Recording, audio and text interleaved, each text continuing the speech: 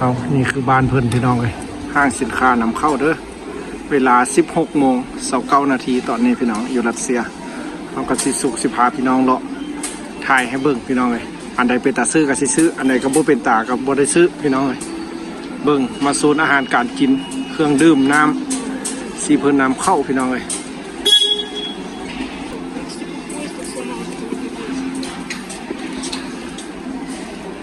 ว่าสิสุกนี่มันมาแต่ใส่เนี่ยว้าแก้วใหญ่คัก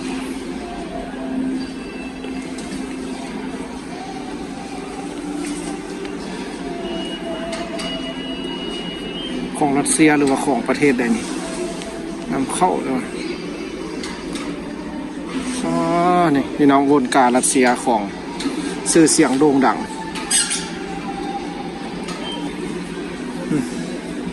ใหญ่สิ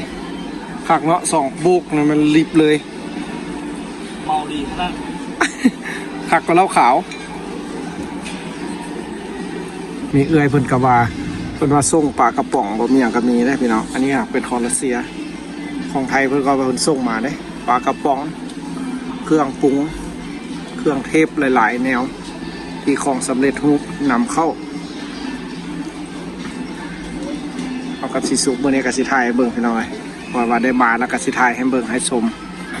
ว่าอยู่รัสเซียเพิ่นก็ยังนำใส่ของบ้านเฮาหรือว่าการสินค้าไทยถือว่ามาไกลแท้พี่น้องส่วนใหญ่จะปลากระป๋องของรัสเซียเนาะนี่อันนี้นี่ซีนเลยนี่นะซีนแบบเพิ่นเอิ้นว่าเมียเขาเจ้ามักไปป้าไปอย่างนั้นนี่บอกฮู้แบบสำหรับไปป้าไปอย่างนอนป่าไว้กินดนอันนี้เลยครับป้าอันนี้ของประตูเกตเลยนี่ประตูเกตก็มีวันห้างนี้ถือว่าผู้ใดอยากกินอาหารใดตั้งใดแต่ก็มาเลือกซื้อเลือกหาพี่น้องมันใหญ่มันกว้างพวกเขาก็บ่สามารถไปเลาะท้ายคุ้ยได้พี่น้องมันกว้างหลายมีบางอันบางอย่างเขาก็บ่ได้ไปถ่ายให้เห็นมดพี่น้องพอย่างมดมือกับบ่คุ้ยพี่น้องเลยบานเพิ่นหลากหลายเครื่องปรุง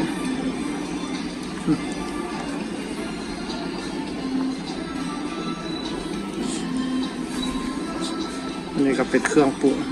สูตรต้มยำมีอย่างก็มีครบพี่น้องนี่คือว่าอยากกินอย่างก็มีอาหารเอเชียอาหารบ้านนาเขาก็ถือว่ามีครบเขามาเบิ่งโซนอาซีบ้านเขาบาทนี่นะนี่ของเกาหลีญี่ปุ่นมีเด้อพี่น้องอยู่รัสเซียนะนี่เกาหลีญี่ปุ่นมีนี่นี่พี่น้องของไทยนะเจอแล้วนี่อันนี้ก็ของไทยพี่น้องเลยนี่หนังสือไทยเปอร์เจอร์เลย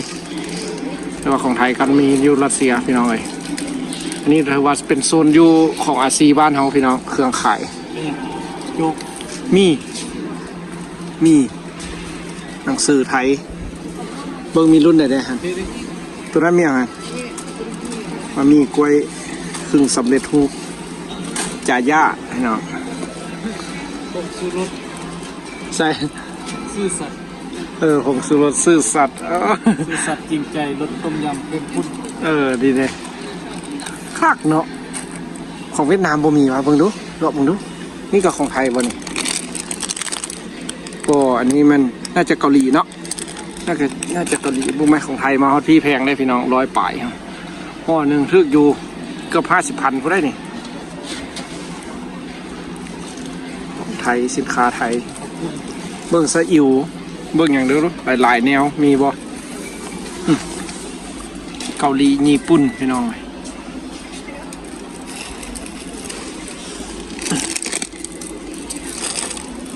ของบ้านเฮาได้ป่องสีแดงก็มีพี่น้องยาจานี่สีแดงก็มี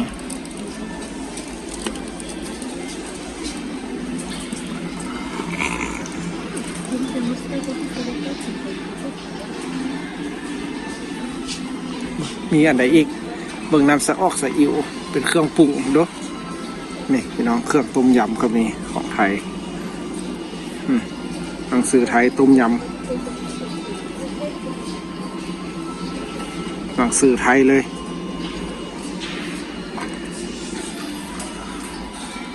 สื่อไทยสูตรต้มยำน้ำมะพร้าวน้ำกะทิของไทยของเวียดนามของจีน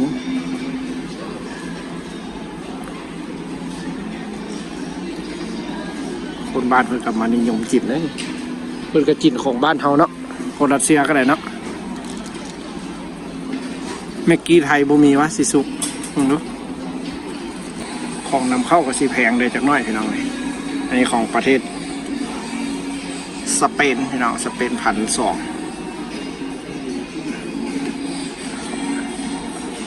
ของอิตาลีเบิ่งของอิตาลีด้วยบ่นี่เพื่อให้เพิ่นก็มีได้อยู่อิต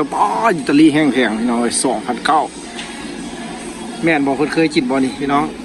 รุ่นนี้น่ะยี่ห้อนี่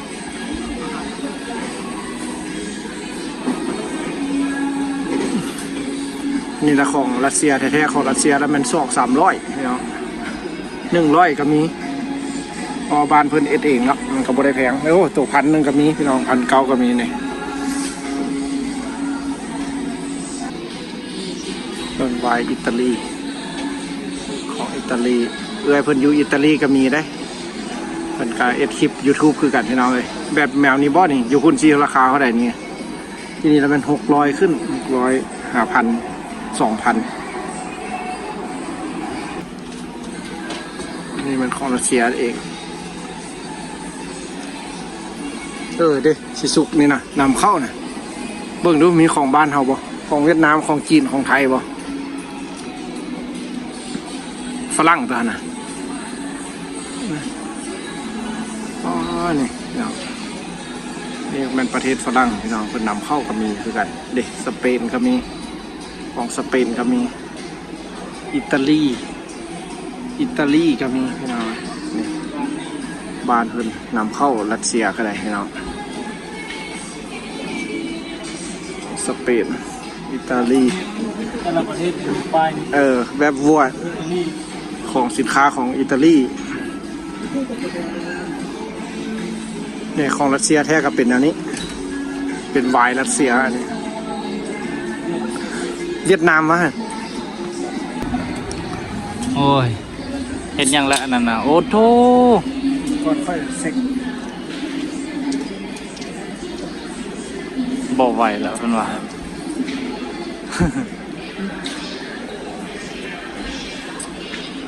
อันนี้นะรัสเซีย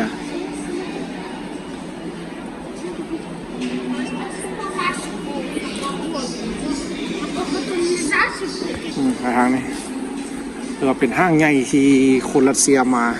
พี่น้อยถือว่าบ้านเพิ่นถือว่าห้างนี้ถือว่าใหญ่ที่สุดแล้วเรามีสินค้าหลากหลาย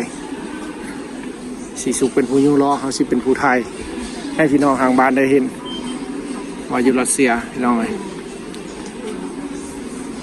สิซื้ออย่างปึ้มเด้โซนปึ้มนะสิเข้าโรงเรียนแล้วโซนซื้อปึ้มเหรอซื้ออุปกรณ์การเรียนสิสุ